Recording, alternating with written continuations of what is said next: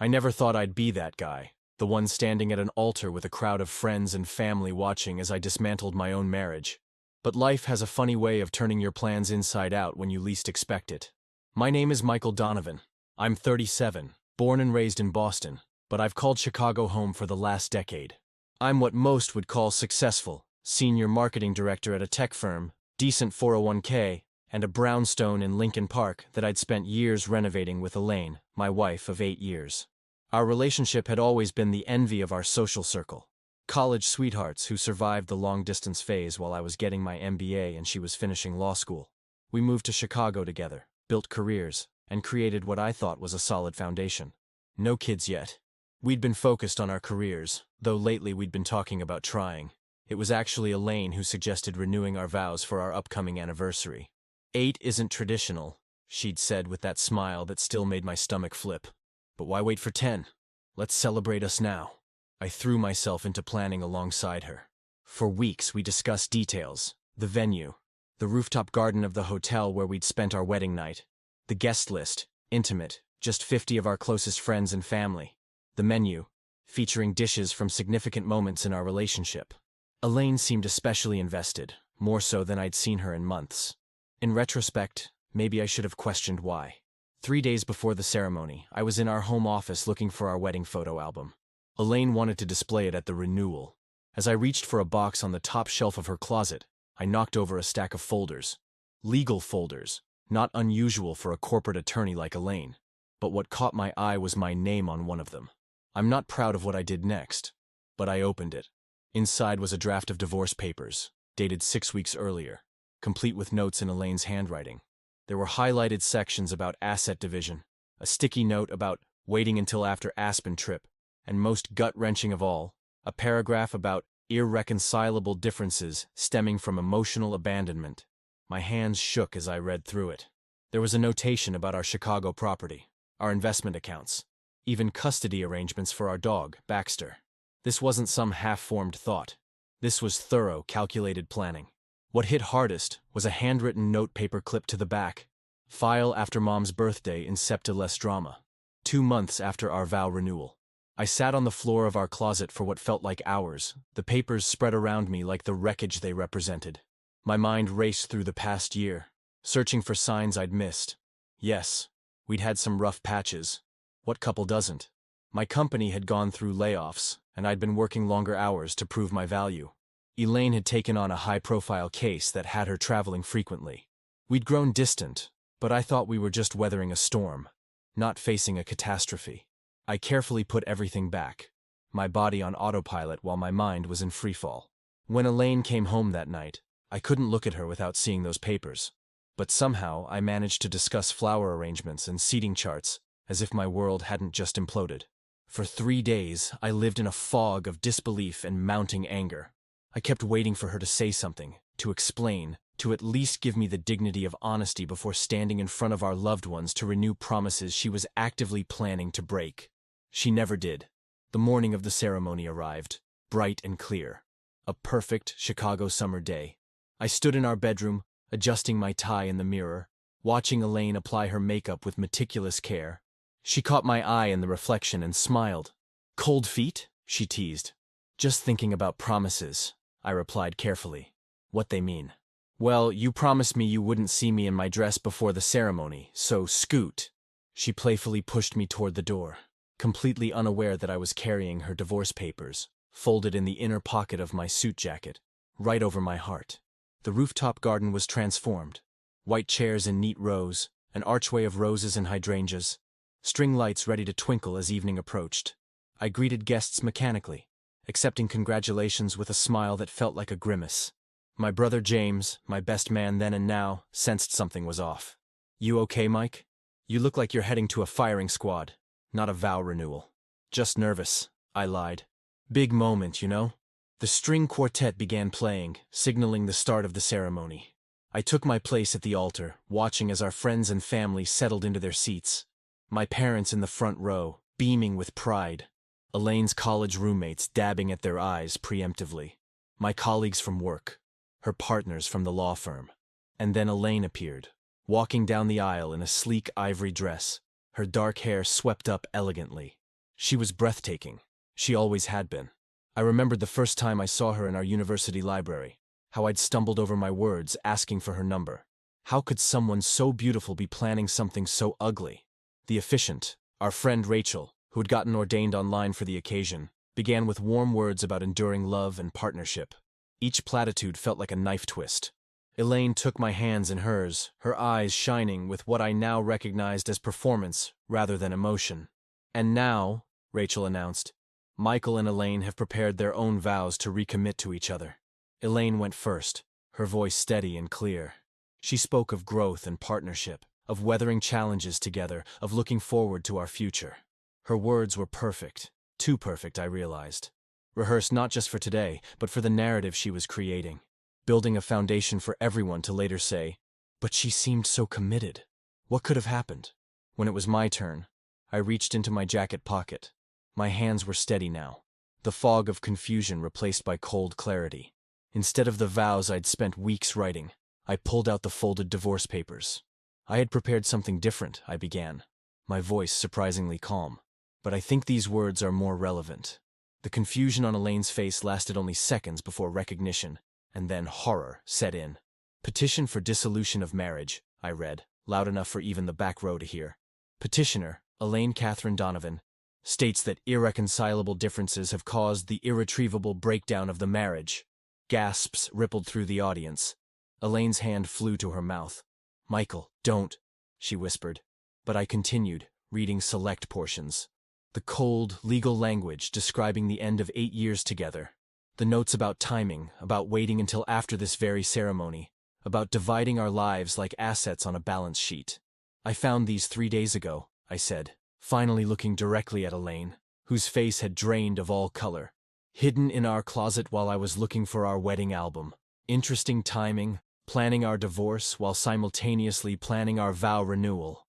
The rooftop fell into stunned silence. I could feel 50 pairs of eyes darting between us, witnessing the collapse of what they'd thought was an ideal marriage. "Were you going to tell me before or after I promised, again, to love and cherish you for the rest of our lives?" My voice finally cracked. "Or was I just supposed to be blindsided when you decided the timing was convenient for you?" Elaine's composure, always her strongest suit in the courtroom, crumbled. "This isn't how I wanted—" "No," I cut her off. "I imagine it isn't. You wanted control over the narrative, just like you've apparently wanted control over the end of our marriage." I turned to our guests, many of whom looked as though they'd wandered into someone else's nightmare. "I'm sorry you all came here today under false pretenses. I was under them too. There will be no vow renewal. You can't renew what's already been broken." I folded the papers and placed them gently in Elaine's hands. "I believe these are yours. I made copies, don't worry." With that, I walked back down the aisle, alone, past shocked faces and whispered exclamations. James stood to follow me, but I shook my head slightly. This exit I needed to make by myself. Behind me, I could hear the beginning of chaos. Elaine's mother's distressed questions, my father's raised voice, Rachel's attempt to restore order. But I didn't look back. I walked through the hotel, into the elevator, and out to the street, where the summer evening was still perfect, still beautiful, oblivious to the destruction that had just occurred above. The 24 hours after walking off that altar passed in a blur. I checked into a downtown hotel, turned off my phone, and sat in numbing silence, staring out at the Chicago skyline as day turned to night and back to day again. When I finally turned my phone back on, it nearly exploded with notifications, missed calls, texts, voicemails, all demanding explanations or offering support or simply expressing shock. I ignored them all except for a text from James. "I'm in the lobby when you're ready." My brother didn't ask questions when I came down. He simply handed me a coffee and said, "My place is yours for as long as you need it." Over the next few days, pieces of information filtered in through James and other friends. Elaine had apparently composed herself enough to tell everyone that I had misunderstood, that the papers were just a contingency her firm had advised her to prepare during a rough patch months ago, that she'd forgotten they were even there. Some believed her, others didn't. Our social circle was fracturing along fault lines I hadn't known existed.